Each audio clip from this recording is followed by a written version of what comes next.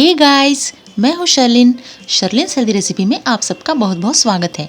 आज हम winter special red गाजर का हलवा देखने वाले हैं। ये रेड गाजर साल में एक बार ही मिलते हैं, मेरा मतलब है विंटर सीज़न में ही मिलते हैं। इसीलिए ये गाजर का हलवा हम हर साल बनाते ही हैं, इसे हम कभी भी स्किप नहीं करते हैं। इसीलिए आज की रेसिपी हम पूरी तरह से ट्रेडिशनल वे से बनाने वाले हैं। इसमें हम ज़रा भी शॉर्टकट इस्तेमाल नहीं करने वाले हैं, क्योंकि गाजर का सीज़न तो साल भर रहता नहीं है। इसलिए आज हम पूरी तरह से अच्छे से शाही और रॉयल गाजर का हलवा बनाने वाले हैं। ये हलवा बनाना ज़्यादा मुश्किल नहीं है, बहुत ही आसान है, लेकिन इसका टेस्ट बहुत ही रॉयल, रिच और शाही आता है, क्योंकि इसमें हम मावा मिलाने वाले हैं और ड्राई फ्रूट्स भी बहुत सारे मिलाने वाले हैं। तो चलिए रेसिपी शुरू करते हैं। सबसे पहले मैंने ये 2 किलो गाजर धोकर ले लिए हैं। इस तरह के रेड गाजर मैंने लिए हैं।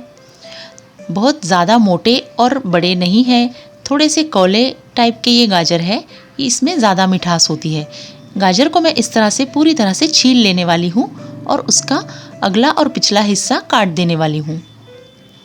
देखिए, एक गाजर मैं आपको छील कर दिखा रही हूँ। इसी तरह से सारे गाजर हम छील लेंगे।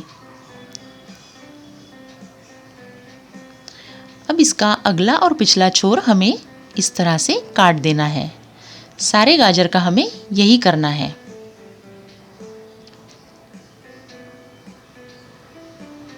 देख सकते हैं आप, इस तरह से मैंने सारे गाजरों को छील लिया है और उसका अगला और पिछला हिस्सा काट लिया है। देखिए, इतना कचरा गाजर से अलग हो चुका है। अब हमारे गाजर और भी ज़्यादा फ्रेश और रेड दिख रहे हैं। मार्केट में फ़िलहाल ऐसे ही फ्रेश गाजर और रेड गाजर बहुत सारे मिल रहे हैं।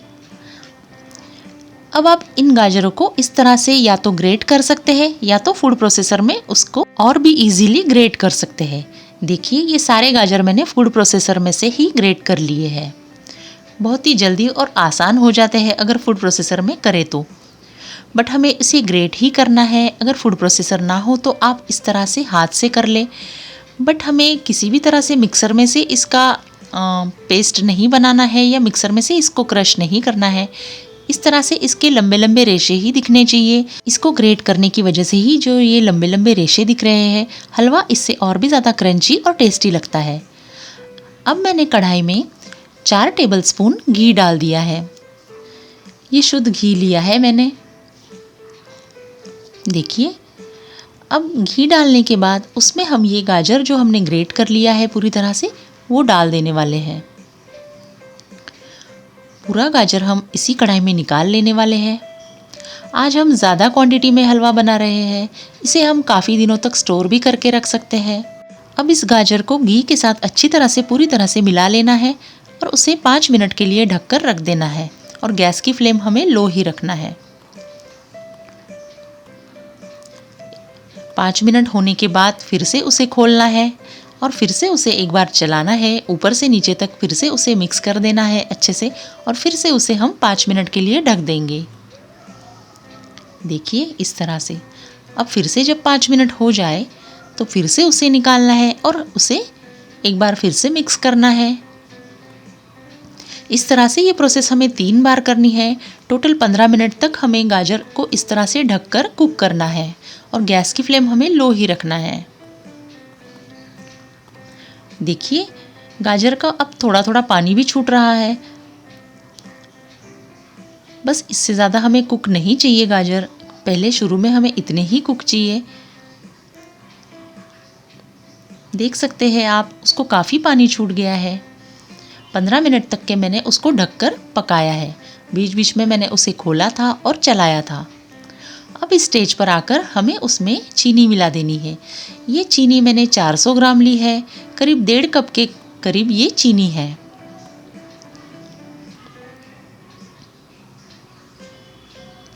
चीनी को भी इस तरह से हलवे में पूरा मिला देना है और उसे फिर से ढककर रख देना है।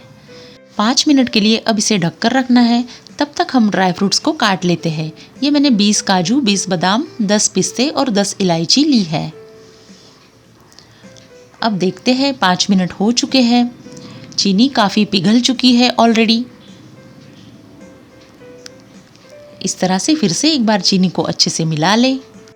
गैस को हमें इस तरह से फुल कर देना है और इसे खुला ही रखना है। अब इसे ढकना नहीं है। जब तक कि चीनी का पानी पूरा सूख नहीं जाता तब तक हमें गाजर को इस तरह से पकाना है। देखिए ड्राई फ्रूट्स को भी मैंने कट कर लिया है। तब तक देखिए चीनी को जो पानी छूटा था वो पूरा जब तक सूख नहीं जाता तब तक हमें इसे खुला रखकर ऐसे ही पकाना है। गैस की फ्लेम हम मीडियम टू हाई रख सकते हैं। इसको हम साइड में दूसरे गैस पर रख देते हैं और इधर ये गैस पर हम मावा भून लेते हैं। हाँ, इसमें हम मावा भी ऐड करने वाले हैं। इससे ही इसका टेस्ट और भी ज़्यादा शाही और रॉयल होने वाला है। देखिए ये करीब 400 ग्राम मावा लिया है मैंने।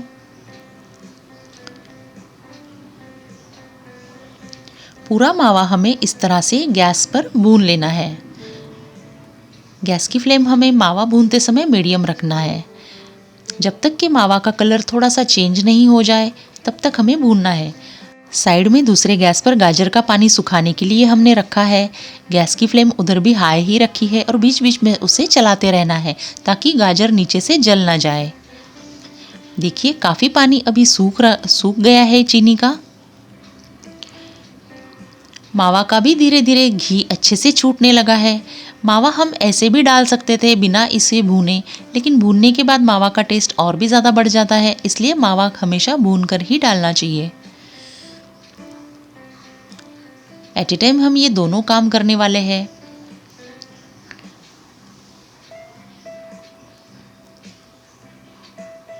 बहुत ही अच्छी खुशबू आ रही है इस मावा से अभी तो, क्योंकि भूनने के बाद इसकी फ्लेवर और भी ज़्यादा स्ट्रॉन्ग हो चुकी है। देखिए कलर भी उसका अच्छे से आ गया है।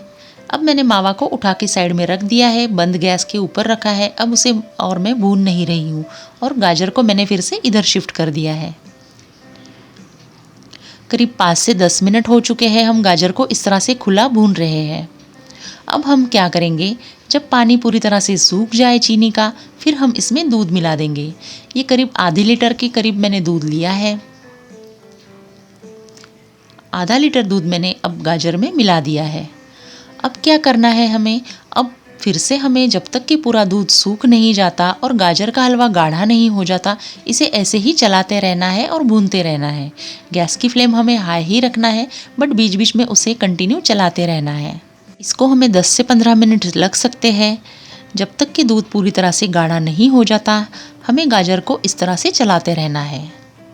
गाजर का हलवा बनाने के बहुत सारे शॉर्टकट्स हैं, बट ये पूरी तरह से प्रॉपर वे से जब तक हम हलवा नहीं बनाते, इसकी बात ही कुछ और होती है। ये हलवा बहुत ज़्यादा टेस्टी लगता है, इसमें कुछ भी कमी नहीं लगती।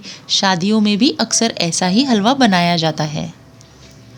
देखिए अब दूध भी पूरी तरह से गाढ़ा हो चुका है। आप देख सकते हैं पूरा दूध उसमें का सूख गया है। अब हम इसमें मावा मिला देंगे।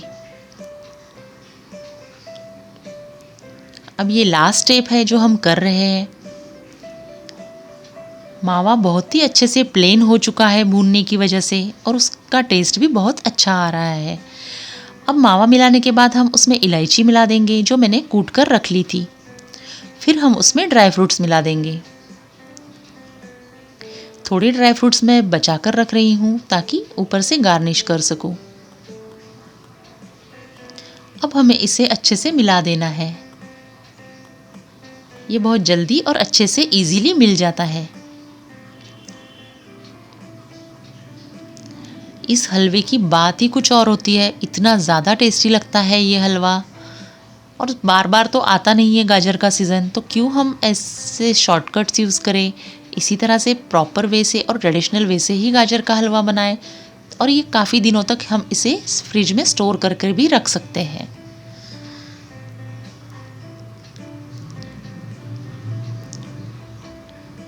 देखिए अब ये पूरी तरह से अच्छे से मिल गया है। बस सारी चीज़ें डालने के बाद हमें 2-3 मिनट तक इसे भूनना है और फिर हमें गैस को बंद कर देना है। अब मैंने गैस को बंद कर दिया है। तो चलिए अब हम उसे दूसरे बोल में निकाल लेते हैं और ऊपर से फिर से ड्राई फ्रूट्स गार्निश कर देते हैं। देखिए इस तरह से 2 बोल में मैंने इसे निकाला है। थोड़े से ड्राई फ्रूट्स जो मैंने बचा लिए थे वो अब मैं ऊपर से गार्निश कर रही हूँ। देखिए हलवा और भी ज़्यादा अट्रैक्टिव, टेस्टी और यमी लग रहा है। काफ़ी रॉयल लग रहा है हमारा गाजर का हलवा। आप भी ये रेसिपी ज़रूर ट्राई करें। गुड़ से भी गाजर का हलवा बनाया जाता है। कुछ लोग चीनी खाना पसंद नहीं करते हैं या चीनी खाते भी नहीं हैं, तो उनके लिए गुड़ की रेसिपी या गुड़ के गाजर के हलवे की रेसिपी भी मैं आपके साथ जल्दी ही शेयर करने वाली हूँ। इस तरह से हमारा आज का गाजर का हलवा 2 किलो गाजर का हलवा हमारा परफेक्ट बन गया है। इसको हम बनाकर फ्रिज में रख सकते हैं और रोज़ इस तरह से थोड़ा थोड़ा डेजर्ट की तरह हम खाने के बाद ज़रूर खा सकते हैं। सर्दियों में गाजर का हलवा खाने का सच में मज़ा कुछ और ही होता है। आप भी ये रेसिपी ज़रूर ट्राई करें और अपने घर में गाजर का हलवा जल्दी से जल्दी और ज़्यादा क्वांटिटी में बना कर रखिए।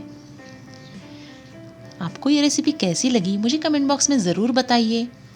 ये हलवा बनाना बहुत ही आसान है, बिल्कुल भी मुश्किल नहीं है। अगर आपको ये रेसिपी पसंद आई है तो वीडियो को लाइक कीजिए और मेरे चैनल को सब्सक्राइब कीजिए। जल्दी ही मिलते हैं एक नए रेसिपी के साथ। तब तक के लिए खुश रहिए, फिट रहिए और शर्लिन्स हेल्दी रेसिपी देखते रहिए। वीडियो एंड तक के देखने के लिए बहुत बहुत शुक्रिया। Bye bye, take care and happy winters.